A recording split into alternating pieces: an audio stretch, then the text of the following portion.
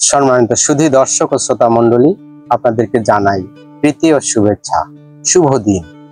আজ 16 সেপ্টেম্বর 2025 খ্রিস্টাব্দ, রোজ মঙ্গলবার।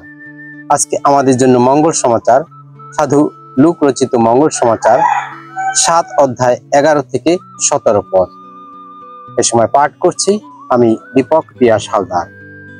পাঠের বিষয়বস্তু: শোকার্ত বিধবার মৃতপুত্রকে পুনর্জীবন দান। এর কিছুদিন পরে যিশু নাইন নামে এক নগরে গেলেন।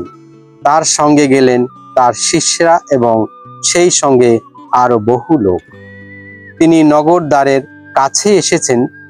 এমন সময় দেখা গেল এক শবযাত্রা নগরের বাইরে আসছে। যে মারা গেছে সে তার মায়ের একমাত্র ছেলে, আর তার মা বিধবা। এই বিধবাটির সঙ্গে সঙ্গে আসছে নগরের বহু লোক। তাকে দেখে প্রভুর অন্তর করুণায় ভরে উঠল। তাকে তিনি বললেন, কেঁদো না মা।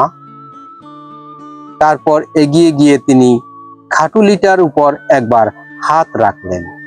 বাহকেরা তখন দাঁড়িয়ে পড়ল। যিশু এবার বললেন, যুবক, আমি তোমাকে বলছি, উঠে পড়ো। সঙ্গে সঙ্গে মৃত লোকটি উঠে বসলো আর কথা বলতে লাগলো। তখন যিশু তাকে তার মায়ের হাতে তুলে দিলেন। সবাই কেমন যেন ভয় পেয়ে গেল। ঈশ্বরের বন্দনা করে তারা তখন বলতে লাগলো, আমাদের মধ্যে একজন মহাপ্রবক্তার আবির্ভাব হয়েছেন।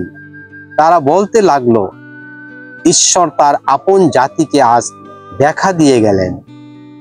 যিশুর সম্বন্ধে এই খবর তখন সমগ্র জুদিয়ায় ও চারপাশের অঞ্চলেও ছড়িয়ে পড়ল। খ্রিস্টের বাণী। খ্রিস্ট প্রভু, তোমার প্রশংসা হোক।